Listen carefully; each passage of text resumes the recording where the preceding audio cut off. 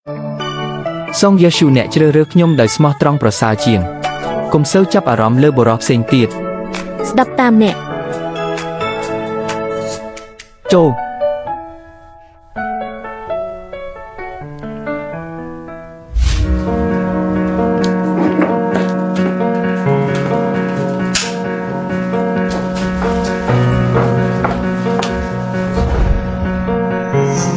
រូបថតព័ត៌មានផ្ទាល់ខ្លួនរបស់ប្អូនស្រីមនុស្សចុងក្រោយឆាជានេះគឺលោកគ្រូសែលនេះជាលើកទី1របស់ខ្ញុំជាមួយនារីម្នាក់មានការរំខានខ្លាំងណាស់ហេតុអ្វីសែលឆេវីនឹងសងយេស៊ូខាត់បង17លានស្មើនឹងផ្ដល់ឲ្យរោងចក្រមួយតើអ្នកណាមិនដឹង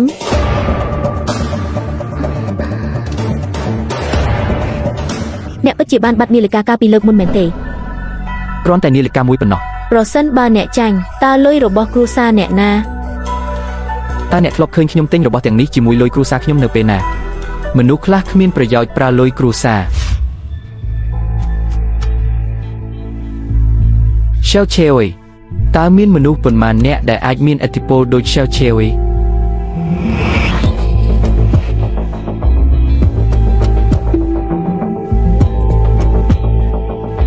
កញ្ញាសងបញ្ជីការភ្នាល់ Shell Jens ខ្ញុំភ្នាល់ជីវិតរបស់ខ្ញុំហេតុអ្វីមិនធ្វើតាមខ្ញុំអ្វីដែល Shell Cherry ខ្ញុំផ្ដល់ឲ្យទ្វេរដងតើមានបញ្ហាអ្វីទេសងយេស៊ូគឺជាមនុស្សស្រីរបស់ខ្ញុំសង្ឃឹមថាយូអាន Shell អាចរក្សាចម្ងាយរបស់លោកពីនាងលោក Shell គិតថាខ្ញុំប៉ះពាល់លើនាងខ្ញុំគ្រាន់តែបង្ហាញពីក្តីស្រឡាញ់របស់ខ្ញុំចំពោះកញ្ញាសងម្ដងទៀតបន្ទាប់ពីអ្វីទាំងអស់កញ្ញាសងគឺជាប្រភេទនារីដែលខ្ញុំចូលចិត្តជាងគេបាទគ្រាន់តែចូលចិត្តដូចនារីឈ្មោះអេងបងស្រីយូអានឆេងឆាវត្រូវតែដឹងការពិតយូអាន Shell មានមនោសញ្ចេតនាខ្លាំងណាស់ប៉ុន្តែសងយេស៊ូមិនមែនជាមនុស្សដែលអ្នកអាចញញែកជាមួយបានទេចាំបាច់ភ័យម្លេះខ្ញុំគិតថាកញ្ញាសុងមិនមែនជារបស់អ្នកតែម្នាក់នោះទេជាសិទ្ធិគាត់ជារបស់ខ្ញុំគ្មាននរណាម្នាក់អាចយកនាងទៅឆ្ងាយខ្ញុំបានទេកញ្ញាសុងមិនមែនជាកម្មវត្ថុទេតែសម័យណាហើយមេវ័យក្មេងនៅតែប្រើល្បិចបង្ខំឲ្យស្រឡាញ់អានសៀវភៅបន្ថែមទៀតនៅពេលអ្នកមានពេលទំនេរយល់ពីអ្វីដែលសំខាន់សម្រាប់ស្ត្រីកញ្ញាសុងខ្ញុំខុសពីមនុស្សឈួតរកលុយនេះខ្ញុំគោរពស្ត្រីខ្ញុំគោរពអ្នកកញ្ញាសុងវាជាការប្រសើរសម្រាប់អ្នកក្នុងការជ្រើសរើសខ្ញុំល្អជាងជ្រើសរើសគាត់ខ្ញុំត្រូវទៅខាងយូអានឆេងឆាវនៅពេលនេះ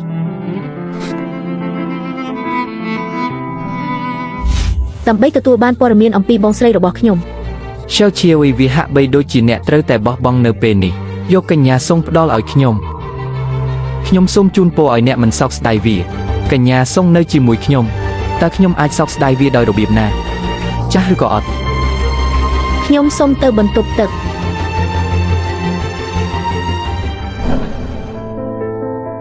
យូអាន Shell តើខ្ញុំអាចនៅជាមួយអ្នកបានទេប្រកាសណាស់អ្នកណាក៏អាចនៅបានដែរតោះលេងជាមួយគ្នា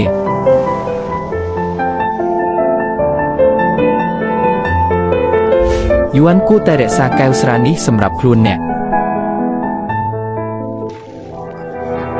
ចង់ឈ្នះខ្ញុំបែបនេះឯងកុំគិតថាខ្លួនឯងខ្លាំងពេកជឿឬមិនជឿខ្ញុំអាចសម្លាប់ឯងបានមួយគ្រាប់នៅទីនេះយូអាន Shell ខ្ញុំបានទុកគ្រាប់កាំភ្លើង Shell យេនសេតើអ្នកកំពុងធ្វើអ្វីមិនឈួតដូចអ្នកទេអ្នកគ្រាន់តែចង់ខ្លាំងជាមួយខ្ញុំមែនទេគ្រាន់តែស្រីម្នាក់តើវាសមនឹងបំផ្លាញមិត្តភាពរបស់យើងទេមានតម្លៃនឹងគ្រាប់កាំភ្លើងមិនល្អដូចនាងទេសូមអធិស្ឋានផងខ្ញុំខុសហើយខ្ញុំខុសសូមមេត្តាកុំធ្វើកុំមិនអាចទៅរួចជាក់ស្ដែងមុនពេលផ្ទុកគ្រាប់ឡើងវិញបន្ទាប់ខ្ញុំបានកំណត់ផ្នែកយ៉ាងច្បាស់វាពិបាកក្នុងការសាងសង់ Lego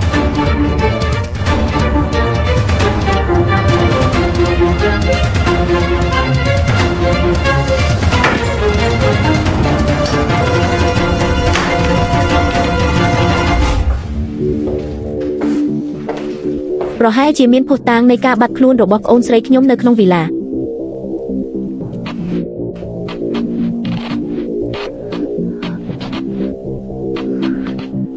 ប្រមូលលុយ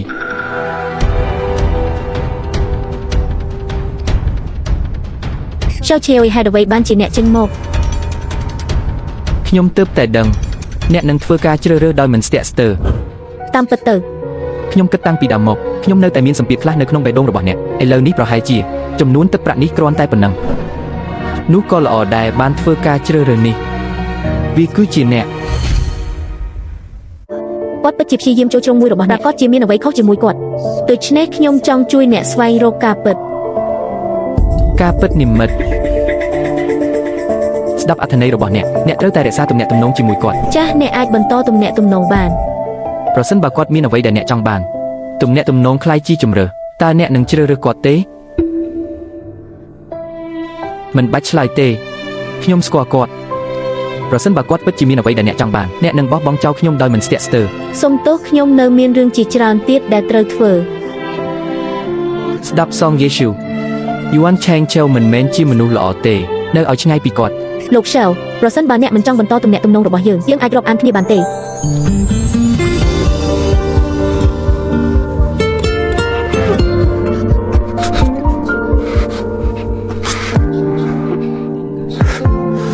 សងយេស៊ូនៅឲ្យឆ្ងាយពីយូអានឆេងឆេវ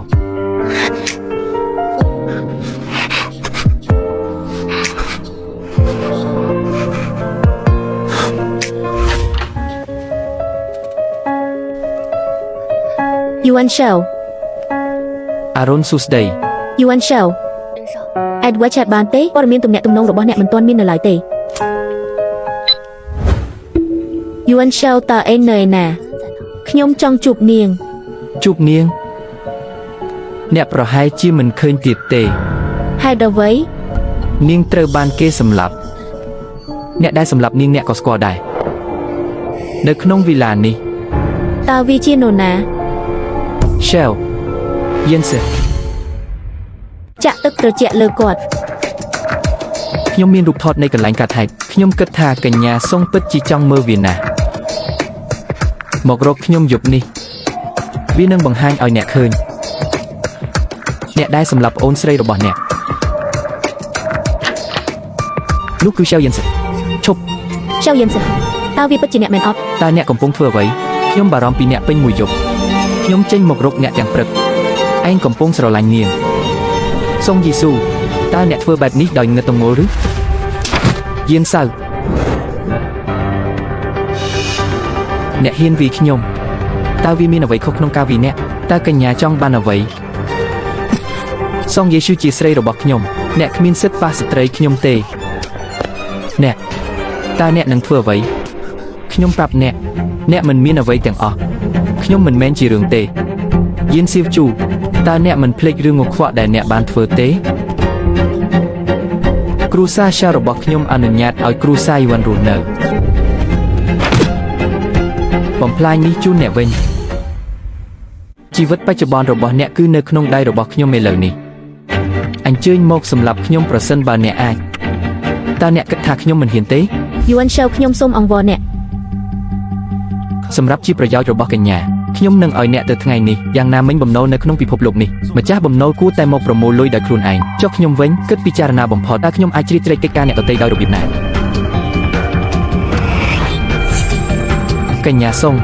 ខ្ញុំនឹងមករកអ្នក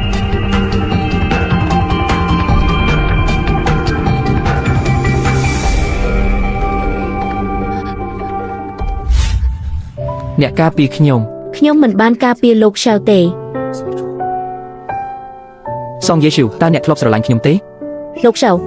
តើអ្នកមានពាក់ព័ន្ធនឹងការស្លាប់របស់បងស្រីខ្ញុំលើកមុនទេតើអ្វីទៅជាអត្តសញ្ញាណរបស់អ្នកនៅក្នុងហ្គេមនេះអ្នកសង្កេតការណ៍ឬជាអ្នកចូលរួម ដឹងចម្លើយរួចហើយខ្ញុំដឹងថាអ្នកមិនទាន់អាម៉ាស់នៅឡើយទេមិនសមរម្យនឹងពាក្យជេរប្រមាថប៉ុន្តែខ្ញុំស្រឡាញ់អ្នកខ្ញុំដឹងថាអ្នកកំពុងគិតមួយជំហានម្ដងគ្រាន់តែតោងជាប់នឹងអ្នកមានអំណាចតែខ្ញុំនៅតែស្រឡាញ់អ្នក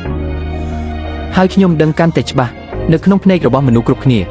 អ្នកគ្រាន់តែជាមនុស្សស្រីដែលតោងអ្នកមានម្នាក់ប៉ុន្តែសម្រាប់ខ្ញុំនៅតែស្រឡាញ់អ្នក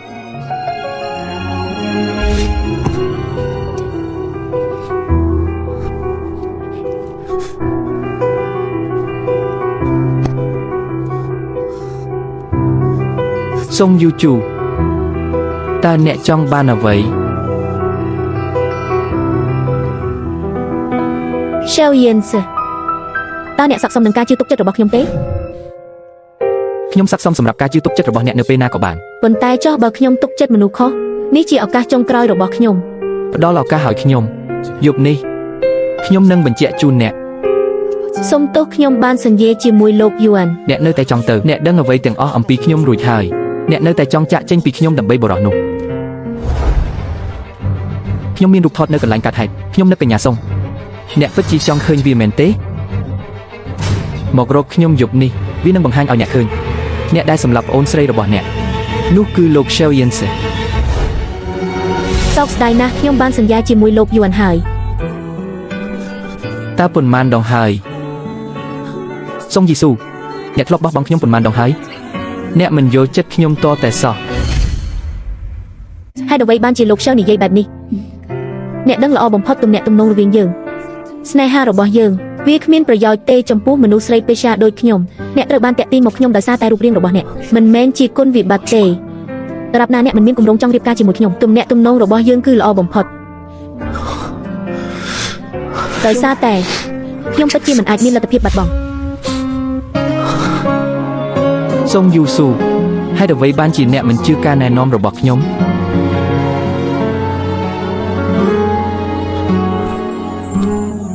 សុងយីស៊ូចុងក្រោយអ្នកនឹងសោកស្ដាយ Shell Yens តើអ្នកចង់ប្រាប់ខ្ញុំអ្វីទៀត អ្នកមិនជឿខ្ញុំទេតើអ្វីធ្វើឲ្យអ្នកគិតថាខ្ញុំនឹងប្រាប់អ្នកកែននីនេះយើងនឹងរកវាពេលមួយទៀត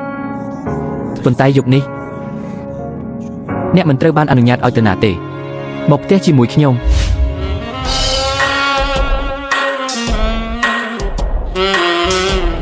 ទៅងូតទឹកជាមួយគ្នា មិនចង់ទៅលាងមុខសិនខ្ញុំនឹងទៅដល់ខ្លួនឯង មិនអីទេ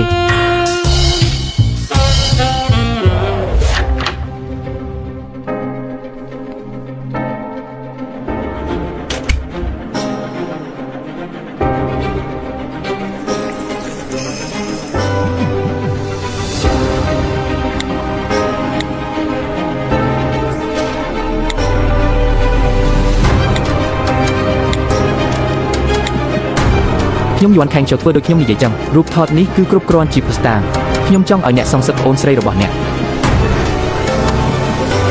គិតក៏គឺលោក Shell ដរាបណាអ្នកអាចជួយខ្ញុំឲ្យទទួលបានព័ត៌មាននៅក្នុងការសិក្សារបស់គាត់ជាបន្ទះជីបចរចារូបថតមួយចំនួនរាល់រូបថតប្អូនស្រីរបស់អ្នកមុនពេលនាងស្លាប់ខ្ញុំនឹងប្រគល់វាទៅអ្នកដោយផ្ទាល់មិនខាន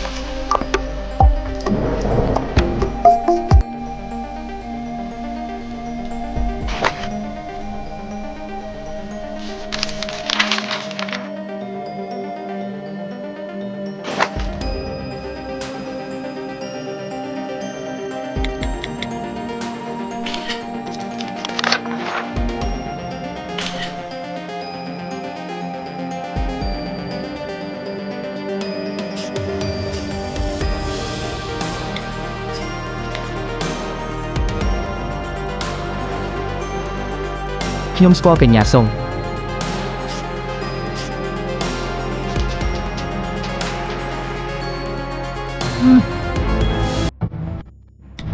នាងគឺជាមនុស្សរក្សាការសន្យារបស់នាង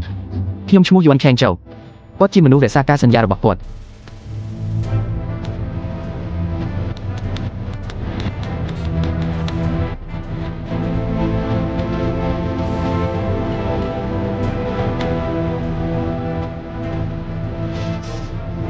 Shell Yens ខ្ញុំទើបតែដឹងអ្នកពិតជាឃាតករសម្រាប់បងស្រីរបស់ខ្ញុំ